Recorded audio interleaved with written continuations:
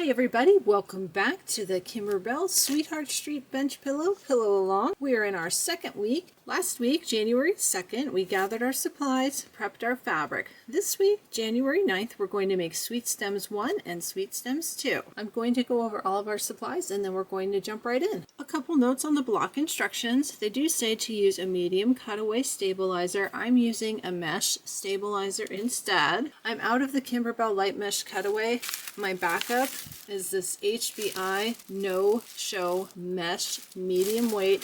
It is extremely similar to Kimberbell's light mesh cutaway. The biggest difference is you need to be more careful with your iron with this one. Don't melt it. In the instructions, it does say 5x7 hoop, but if you're going to do the optional block by block quilting, which I'm going to do, the quilting file is 4x8. It's bigger than a 5x7 hoop. I'll be using my 8x12 hoop today. I am using both the fabric kit and the embellishment kit. The fabric kit was provided to me by Maywood Studios and Kimberbell, and the embellishment kit and Sweetheart Street was provided to me by Kimberbell through their affiliate program. Thank you so much. I have everything prepped. So I have my Sweet Stems 1, Sweet Stems 2. There is a little bit of vinyl with both of these. If you haven't cut your batting yet, your batting for Sweet Stems 1 needs to be 5.5 by 9.5 and also 5.5 by 9.5 for Sweet Stems 2. Same size for both. I'll be using a regular machine embroidery 7511 needle. If I have to change the needle to something else for any reason, I'll be sure to let you know. I have my double curve applique scissors and my snips. These are Kimberbell scissors. I'll link those below for you. As a Kimberbell affiliate, if you shop with my links, I get a very small commission, and that helps me buy the things I need for my channel. While Kimberbell does provide me with some of the products, things like thread, stabilizer, needles, scissors, all that is purchased by me. I've got my threads in this fabric rope bowl. I have a video how to make this. I'll link it for you below. I'm using Floriani and Sim Thread threads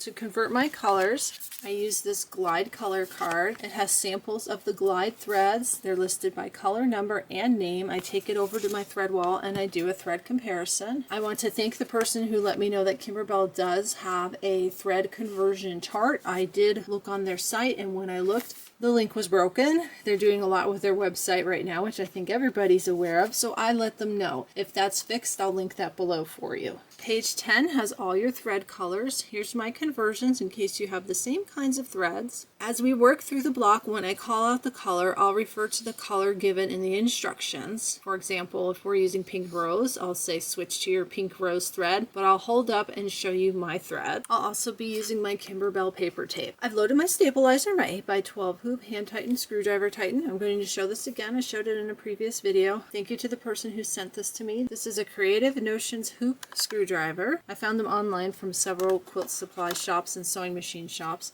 The screwdriver part is right there on the inside, so when you're tightening your hoop, I tend to use a regular screwdriver and sometimes it slips and you hit your hand. When you tighten your hoop with this, it doesn't slip off. It's a lot easier to use. Thank you for that. Let's head over to the machine. I'm on a Baby Lock Meridian. My files are on USB. I've had questions about what holds my patterns. It's a metal book stand. You can look on Amazon, Etsy shops. You might even find them in a local needle workshop. They're great for holding patterns and charts. I like the metal ones. They also come wood, plastic, there's all different kinds. The advantage to the metal ones, if you're working with a cross stitch pattern or a quilt pattern, you can put a magnetic needle minder on it and it holds your chart or pattern in place. Let's pull up our files for Sweet Stems 1. The first thing we need to pull up is the background quilting KDQ 484 Candy 2 horizontal design. There's my 484 Candy 2. I need to find the 4x8 horizontal. Here's my 4x8. If I look at the pictures in the instructions, the little, I don't know if it's a candy or a rolling pin, is at the top. This is the one that I want. I'm going to hit set, and then we're going to add our embroidery file.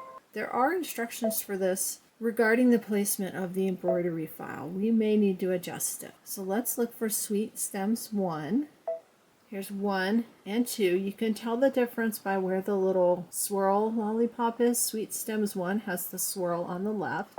Let's grab that and let's hit set. You can see how my machine centers the design. If you look at page 11 of the instructions, we have to adjust where the bottom of the pot lands. We need to move it down so the bottom of the pot sits on the seam. I can drag and drop, but it's more accurate to use the buttons on the machine. So I'm going to hit edit, move, and then I can use the down arrow. I can go slow, I can go faster. Like that. So both bottom lines end up right there. In the instructions, you can see this bottom line here. There it is right there, bottom line. And then you can also look at this picture here, and you can look at where the embroidery file lands on the quilting design. I'm looking at the heart. Kind of looks like it lines up with the bottom of the heart right here, and it goes through the gummy bear. When I look at my screen, the bottom is hitting the bottom of the heart, and it's going through the gummy bear. Everything looks to be correct. I'm going to hit OK. Lined up at the bottom. Pot bottom is sitting on the seam. I'm going to save this to memory. Now we're ready to start. I forgot to zoom out. There should be a key on your machine for memory. I saved it to my machine.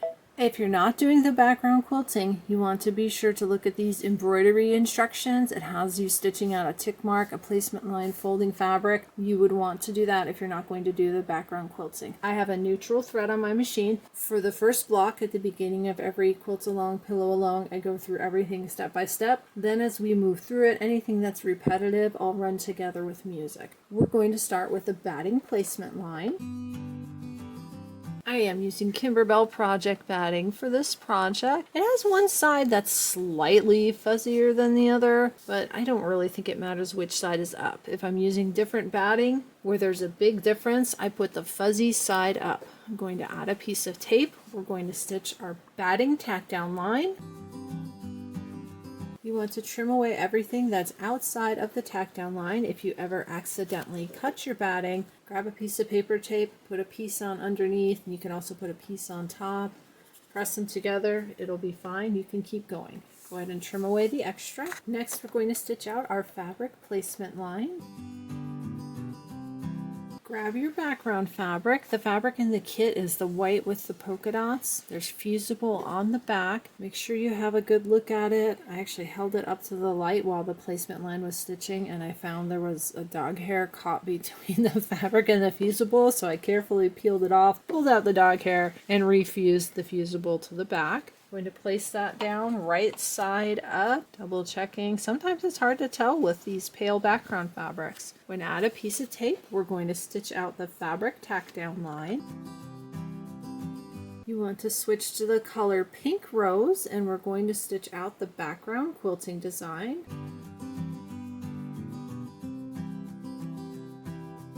Our quilting is done, and you might have a little line with the tick mark right here. It tells us in the instructions that when we're done with our background quilting, we're going to go to step 3, marked with a star. That's the lollipop sticks fill. You should have a button like this, needle minus plus, some way to advance your machine. The double arrows at the top and the bottom will move it through a whole step. I'm going to go past this line. I also don't need this box. That's what you want to see, the 3 little lollipop sticks. Hit OK. Then we're going to change our color to smoke. It's a gray color. This is the color I'll be using. I've got that color on my machine. We're going to stitch out the lollipop sticks fills. The stems are stitched out. We're going to switch to Pink Rose. We're going to stitch out lollipop 3 fill. The lollipop has stitched out. I didn't catch the whole stitch out. It had something going on. Had to get up and walk away. It's all done. We're going to stitch out the pot placement line. The glide color name is Cool Gray. This is the color I'll be using.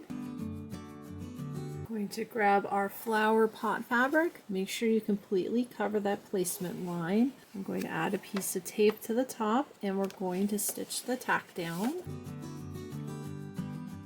We want to trim away everything that's outside of that tack down line. This also gives me an opportunity to double check. I actually could have double checked with the placement line, but I can see the bottom of the pot is going to be sitting right on the seam. This line of stitching right here is our trimming line. Then there's a 1/4 inch seam allowance. So when this is sewn in, the pot will be sitting right on that seam like it says in the instructions. Once it's trimmed, you can put it back on your machine, and we're going to stitch the pot satin outline. Once your satin outline has stitched, we're going to switch to pink lemonade. We're going to stitch out the placement line for lollipop 1. We're going to grab our lollipop 1 fabric, cover the placement line. I've got a little piece of tape. I'm going to stitch the tack down, and then I'm going to trim away everything that's extra on the outside.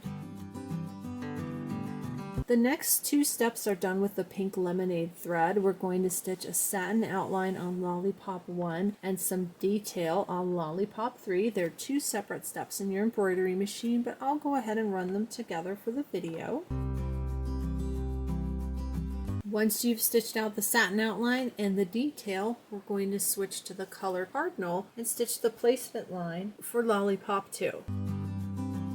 Using the embellishment kit, you want to get your piece of red vinyl. A piece of red fabric will also look nice as well. If you've seen my Let It Snow pillow videos, I used a fabric called Fairy Frost. A piece of red fairy frost would look very pretty. In fact, this whole project would look really good done in similar colors with fairy frost. I'll go ahead and link below where I purchased that. Before I put down vinyl, I always take an eyeglass cleaning cloth and I go over it and make sure there's no fingerprints underneath, because once this is tacked down, the stitching is going to go all around the outside. If there's anything caught underneath, you're not going to be able to get to it. So make sure to give your vinyl a quick wipe and clean before you tack it down. I've got that nice and clean in the center. I'm going to place that over the placement line, grab a piece of tape, tape that down, make sure it's flat, and then we're going to stitch the tack down line.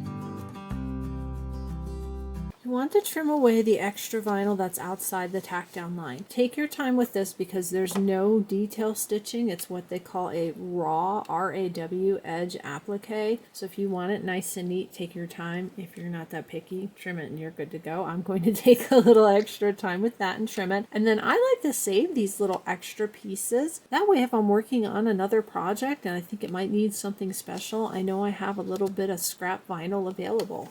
I have this on my lap. I thought I'd show you how I like to trim this. I'm finding that the double curved applique scissors are working really well. I just started off, cut here, and then I lift as I trim. And I'm going just a little bit at a time. So literally like almost a thread at a time, a stitch at a time. And I just lift it out of the way, and then I check to see how I'm doing. You want to get close, but you don't want to cut into the stitching. So take your time for that. I broke out my readers for this. I hate using them. I think we all hate having to use glasses as we get older, but they definitely help. So good lighting, magnification, readers if you need them, and then take your time trimming. I've got my vinyl trimmed. Not perfect, but good enough for me. You could really spend a lot of time trimming that to try to get it as close to perfect as possible, but it's going to look great when it's done. We're leaving the color cardinal on, and we're going to stitch lollipop 1 stripes fill. We're going to start to make the little swirls on the lollipop. Next, we're going to switch to pink rose, and we're going to stitch out the rest of the stripes on this lollipop. The lollipop is all stitched out. We're going to switch to the color aloe and stitch out the sprig fills. Next, we're going to stitch to pink and stitch out the flower 2 placement line. Grab your flower 2 fabric, cover the placement line. I've got a piece of tape, stitch the tack down, and then trim everything that's outside of the tack down line. I've got that all trimmed. We're going to stitch the flower 2 decorative outline. We're going to switch to pink rose and stitch out the flower 2 center fill, and then back to pink and stitch out the flower 2 center dots details. I'll go ahead and run those two together.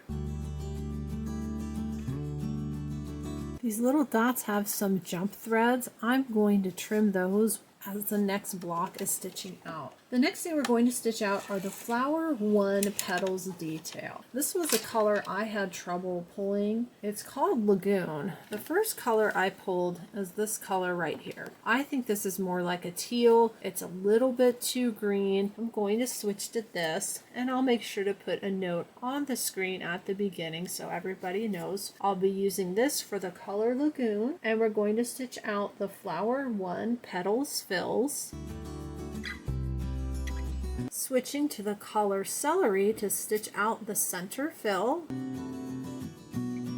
Switch to the color Eggnog, it's a yellow color. We're going to stitch out the flower 3 petals fill, and then after that we're going to switch to pink and we're going to stitch out the flower 3 center fill. I'll go ahead and run those together. Those are our last 2 steps for this block.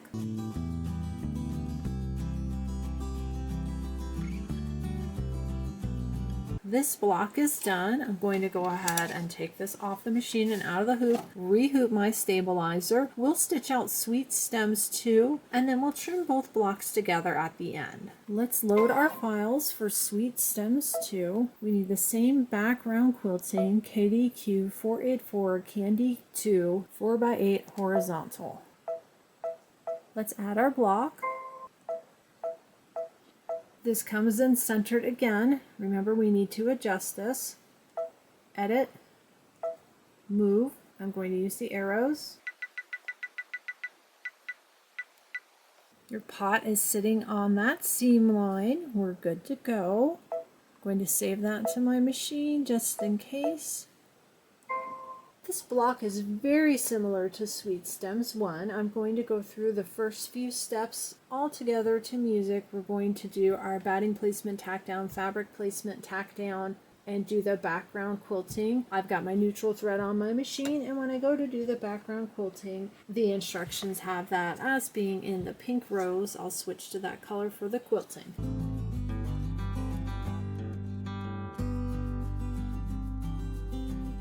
The background quilting is done. If your screen has that line on it, go ahead and advance through it. Mine does. I have to advance through the bottom line and then the box. We're going to start this one just like Sweet Stems 1. We're going to stitch out the lollipop stick fill with the color Smoke.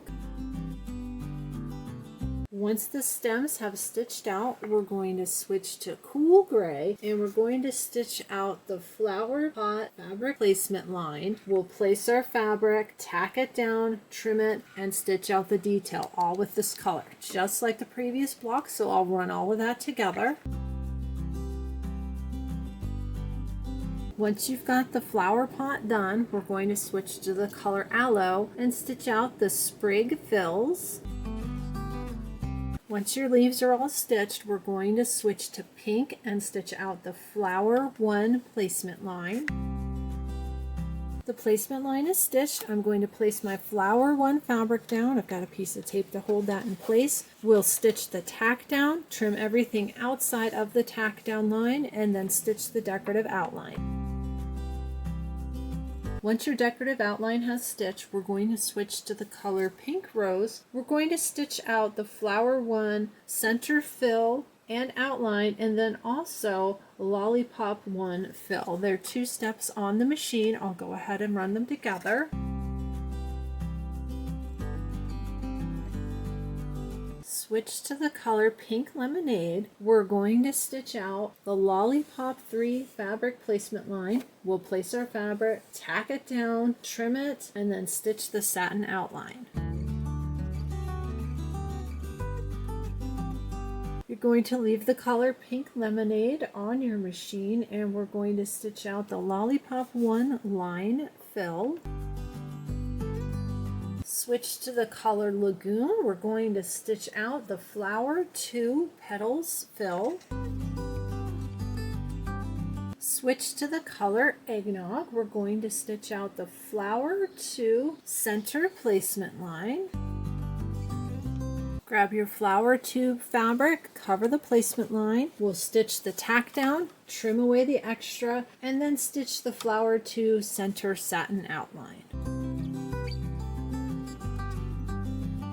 Going to switch to the color Cardinal, and we're going to stitch out our lollipop 2 placement line. We'll place our vinyl, tack it down, and trim. Same as the Sweet Stems 1. Remember to clean your vinyl before you tack it down. Leave the color Cardinal on your machine. We're going to stitch out the lollipop 3 stripes fill. Going to switch to the color Celery. We're going to stitch out the flower 3 petals fills. Going to switch to the color Pink, and we're going to stitch out flower 3 center fill, and then after that switch to Pink Rose, and we'll stitch out the lollipop 3 stripes detail. Those are the last 2 steps for this block. We're done with this block. I'm going to get this out of the hoop. We're going to trim both our blocks, and I'm going to show you 2 ways to trim your blocks. I've got both my blocks. The first thing I'm going to do is trim away the excess stabilizer. There's a pretty big piece here on top that might fit in a 5x7 hoop. If not, it just needs a little bit added to each side, and then I can reuse that. So I'm going to trim away all the excess stabilizer. I've got my rotating cutting mat. I'll link this below, as well as the Kimberbell rotating cutting mat. That's square. It works really well with their rulers. I've had my round one for a long time. I just continue to use it. We're going to trim this block using the orange pop rulers, and then we'll trim the Sweet Stems 2 with traditional quilting rulers. If you've got the rectangle set of orange pop rulers, there's 3 sizes. There's 4.5 by 6.5, 6.5 by 8.5, and 8.5 by 10.5. We can actually use all 3. Just going to lay them down. Using the bigger rulers on the outside gives us the opportunity to have more space for our hands when we're going to trim. What we want to do is start with the smallest one on the inside. It talks about nesting the rulers. We're on page 13. All we're using this ruler for is to trim the sides. We're going to have to extend that cut line because you can see here's the bottom of the block and there's the top of the block. So I'm going to look at the picture. I can see they've got it about here. That's fine. Got about half your pot showing there. You want to line it up so you can see the stitch lines here and try and get that nice and even. And then I should have a stitch line over here. They can be a little bit fussy and sometimes they're very slippery. I even have the little grippies on the back. They come with the orange pop rulers. That looks pretty good. I'm going to grab my clip tin. I like to use this like a paperweight. You can use a bottle of water. Right-handed people are cutting on this side. Left-handed people are cutting on this side. You've got your rotary cutter and you're going to put the blade in here and move it as far over to the side as possible. And we're just going to trim this side and this side. So trim that side. Don't trim top and bottom. I'm going to turn this around. We're going to trim the other side as far over as possible. Watch your fingers. We're going to take out this small ruler. And we're left with the medium ruler, which is the 6.5 by 8.5 inch ruler. You can see on our sides, they don't extend fully cut to the top and bottom. We're going to take care of that in a minute. What we want to do now is line this one up with the top and the bottom, just like that. And if you want, you can put your bigger ruler on the outside. I'm going to leave it off. I'm just going to go ahead and do this really carefully. That looks good. Now we're going to trim the bottom and the top. I'm going to take the ruler off, and you'll notice we've got a couple spots left to trim. If you're confident, you can trim right on that stitch line. I'm going to go ahead and grab a ruler and make sure I do this straight.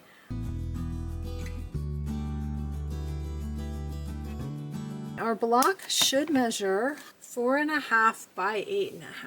4.5. There's my 4.5. I grabbed another ruler. Let's put this at the top. 8.5. Mine looks a little bit, let's see, there we go. I didn't have my ruler lined up right.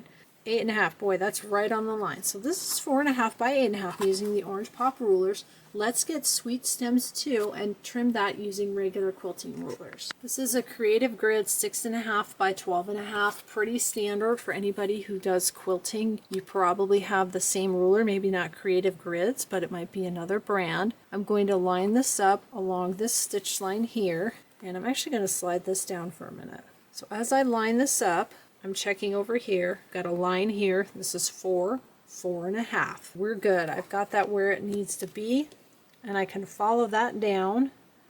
4.5, making sure it's straight and it's on top of that other stitch line. It looks good.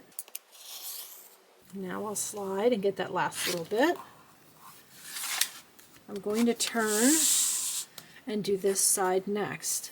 This ruler also has half marks. You can see on this side, 1, 2, 3, 4, 5. If I turn it this way, it goes in halves, 1.5, 2.5, 3.5, 4.5, 5.5.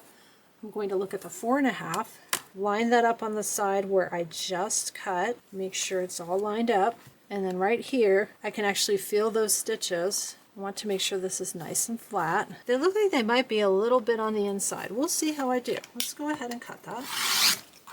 I might be looking at the pink quilting. Okay, relatively straight, but not perfectly straight. Can you see the stitches? And then up here, no stitches. Same thing here, the stitches are cut off, and here you can see some of the stitches. So I didn't really cut that completely straight. I need to get better lighting in here. It's really hard to see sometimes. The construction that's going on is actually building a new craft room. That's going to be very exciting, and one of the things I'm hoping to do with that is get lighting so all the colors you see on the camera will be very true to how they look, and also to make things like this easier to see. I'm using a little floor lamp that goes up toward the ceiling, and it's okay, but not the best. Now I'm going to line up. I just pick this line on the ruler, make sure that's straight, line up along the stitches. Now I will tell you, if you don't get it perfect, like I didn't, you're never going to notice when it's all put together, especially with a pillow. You just won't see it. It's off by 1 or 2 threads width. It's not going to make a difference. So if you don't get it exact, don't panic. Lining up on my straight cut edge, find those threads. Let's trim that. And then let's measure this one. It's going to measure the same, 4.5 by 8.5. Let's grab that little ruler. It's easier to see. It is 4.5. And let's see how I did for the 8.5.